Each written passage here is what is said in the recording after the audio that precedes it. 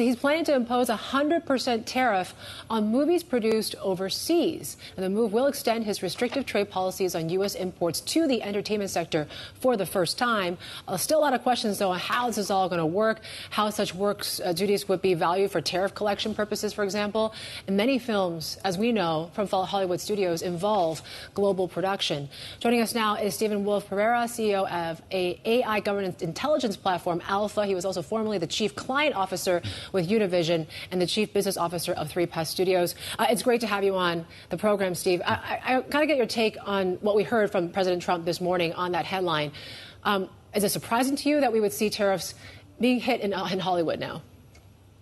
So thanks for having me. And it's not surprising. You know, the reality is we're seeing the rise of protectionism across all U.S. industry. And the whole notion of trying to have things made in America sounds good in theory, but in practice, you actually have a whole economic market that is truly globalized. And it's so difficult to kind of put that genie back in the bottle. And obviously, Trump is trying to do that with these tariffs. But when you look at the way that, the global entertainment industry functions, so much of the industry is actually done abroad. Certainly, a lot of things are made in America. But when it comes to production and VFX, it's just really hard to imagine that you're going to be able to stop global production. Stephen, David here. Is there a broad common agreement of how we define a foreign-made film, for example, just as a starting point?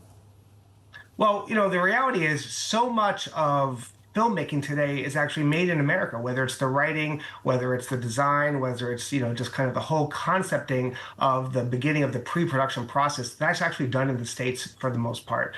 But when you think about global productions, when you think about locations, and certainly a lot of the VFX, some of that stuff is actually done abroad. So, for me, it's really just trying to understand what really is behind this. What is the economic incentive to really kind of put, kind of made in America first, when you actually see U.S. in film, TV, and production was down over 40%, throughout 2024. And, coming back off the, kind of the strikes that we saw in Hollywood, it just really seems, kind of short-sighted to say, we're going to put tariffs on something that truly is a digital good in this day and age. Yeah, I mean, obviously he's doing the same thing when it comes to bringing manufacturing back to America, movie making in America and keeping it at home. How difficult is it to kind of just make this kind of global supply chain of movie production back into domestic waters in some way, Stephen? I'm just trying to fathom kind of how difficult is it to implement this, and are these tariffs going to be effective enough? So I think you really have to break down what are the functions that we're talking about. Again, whether it comes to the writing, whether it comes to the concepting, the design, a lot of that stuff is actually being done in the United States. But when it comes to the actual production, when you think about the task, whether it's filming on location, you actually have a bigger threat, which is actually the rise of AI. AI is actually quietly replacing over 20% of production roles today, regardless of where cameras roll. And so I think the real disruption is not geographic, it's actually technological. And that is something that we should be looking at. Right.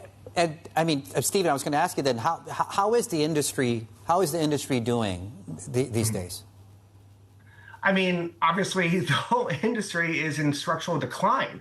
I mean, no one really wants to admit it, but, there's a, huge kind of a fear that's happening in Hollywood. And a lot of people equate it to the auto industry. I mean, is this, the hollowing out of Hollywood? And when you see the rise of the creator economy, I mean, I'm on the board of an incredible creator company called Whaler. When you see the rise of where people are actually, kind of spending their time for entertainment, it's actually a lot more threatening to see the rise of TikTok, which actually consumes 95 minutes a day, regardless of traditional theatrical windows. And, to see the kind of collapse of that go from 90 days to 17 days, the whole rise of digital technologies, alternative means of entertainment, those are much bigger threats to kind of the traditional Hollywood ecosystem.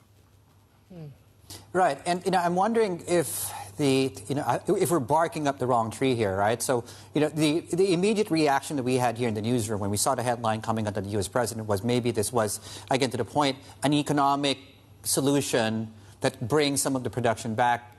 Is there a geopolitical sort of overlay of China restricting, say, the access of Hollywood studios to that market? And I wonder, how does geopolitics actually affect the industry right now? In what way do you think is that most pronounced? I mean, the geopolitical factors to this cannot be ignored. Obviously, China is at the crosshairs of all of this, and we really are seeing the whole idea of understanding how foreign films are, production, kind of abroad is a national security threat. I just think that's bogus. I mean, it obviously is a red herring. Certainly, there are tax incentives across the globe that are incentivizing folks to go to everywhere from New Zealand to Spain to Mexico, all throughout Asia. And so how do we actually reduce regulation? How do we actually incentivize people to come and actually make movies in America? I believe that deregulation is a much more encouraging approach to economic, policy versus really trying to impose tariffs and trying to force people to come here because it's so expensive to do it, to obviously, just think about the whole macroeconomic landscape. It is so much more compelling to actually incentivize people to come here because they want to, as opposed to forcing people. What a point. Yes, absolutely. Steven, and to your other point too, right? The focus on AI and tech is something that, again, I guess because of this, we now need to talk about, and rightly so. Steven, fantastic. Thank you so much for taking the time to speak with us here. Steven Wolfe Pereira, the CEO of Alpha.